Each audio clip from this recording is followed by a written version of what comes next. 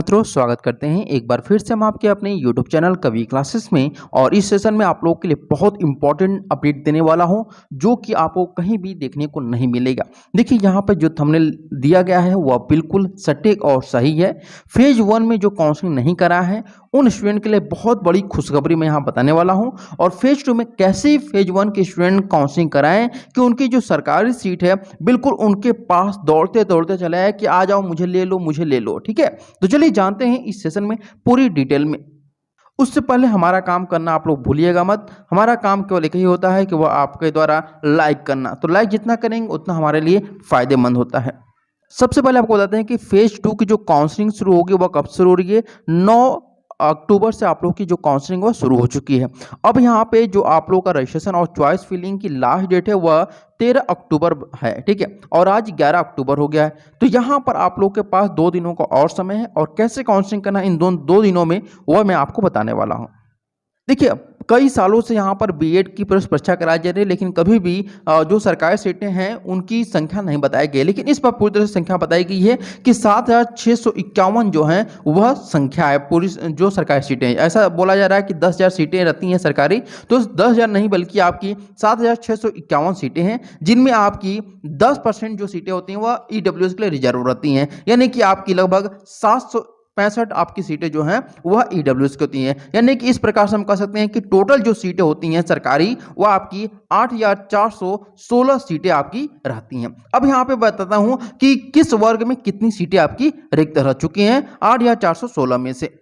इसमें देखिए, जो आपके जनरल कैंडिडेट हैं उनकी जो सीटें हैं वह फिल हो चुकी हैं। इसमें कोई भी सीट जो है वह आपकी रिक्त नहीं है, नो सीट। अब यहाँ पे ओबीसी में आते हैं हम लोग। ओबीसी वाले ध्यान दीजिएगा कि आपकी जो सीटें बची हुई हैं वह 226 सीटें आपके लिए बची हुई हैं अभी सरकारी। और उसके अलावा अगर हम बात करते हैं कि आपका एससी कैंडिडेट के लिए, तो एससी कैंडिडेट के लिए जो सीटें बची हुई हैं सबसे ज़्यादा 460 सीटें आपके लिए बची हुई हैं। ठीक है, वहीं अगर हम बात करते हैं कि एससी के बाद आपका एसटी आता है, तो एसटी का जो सीटें बची हैं वह 123 सीटें आपकी एसटी कैटेगरी के लिए बची हुई हैं। और ईडब्ल्यूएस के लिए अगर हम बात करते हैं तो ईडब्ल्यूएस के लिए बहुत सुनहरा मौका इस बार है। इस बार जो सीटें आपको लोग बची वह 141 सीटें बची हुई हैं।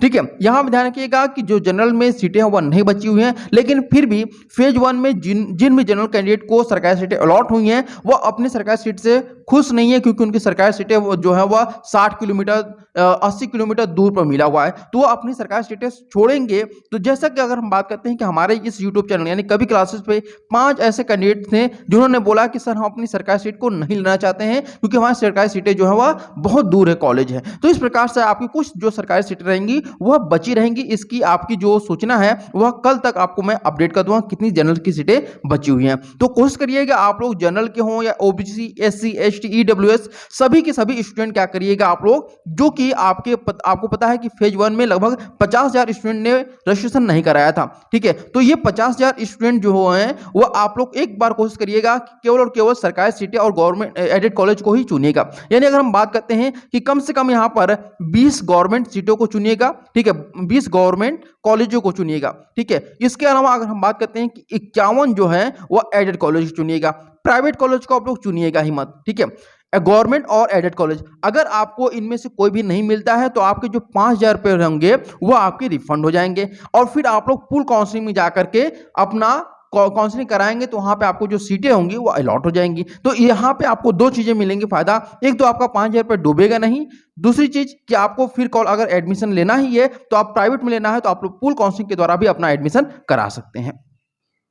और ऐसी बात नहीं कि केवल और केवल फेज 1 के जो स्टूडेंट है वही इसमें सरकारी सीटें भरेंगे। जिनको फेज 2 में जिनका की लगभग 75,001 से लेकर के 75,001 से लेकर के 2 लाख यहाँ पर रैंक है, वो अभ्यर्थी भी सरकारी और एडेड कॉलेज को भरेंगे ताकि उनको भी चांसेस बनी रहें। कोशिश करिएगा कि आप लोग जितना हो सके उतनी ज़्यादा कॉलेजों को भरिएगा, क्योंकि एक स्टूडेंट हमारे ऐसे थे जिन्होंने कि 101 कॉलेजों को भरा था। ठीक है, यानी अगर आप लोग कोशिश करिएगा कि कुछ ऐसे भरिएगा जैसे 51 सीटें भरिएगा, 101 कॉलेजों को भरिएगा, तो ऐसे क्या होता है कि जैसे भगवान को चढ़ावा चढ़ाया जाता है, ऐसे प्रकार से आप लोग करेंगे तो हो सकता है आप लोग को सीटें अलॉट हो जाए।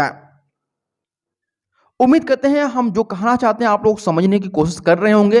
तो जितना कोशिश हो सके, अगर आपको सरकारी सीटें ही चाहिए, आपका रैंक जो है वह ज़्यादा है रैंक, फिर भी आपको सरकारी सीटें चाहिए, तो आप लोग क्या करेगा, केवल अपनी जो काउंसलिंग कराइएगा प्रेफरेंस, उसमें अपने एडेड कॉलेज और गवर्नमेंट कॉलेज को ही चुनिएगा। अगर आपको ये एडेड या गवर्नमेंट कॉलेज नहीं मिलता है तो आप लोग पूल काउंसलिंग के द्वारा अपनी काउंसलिंग करा करके एडमिशन ले सकते हैं। यहाँ पर 2 चांसेस आपके बने रहेंगे।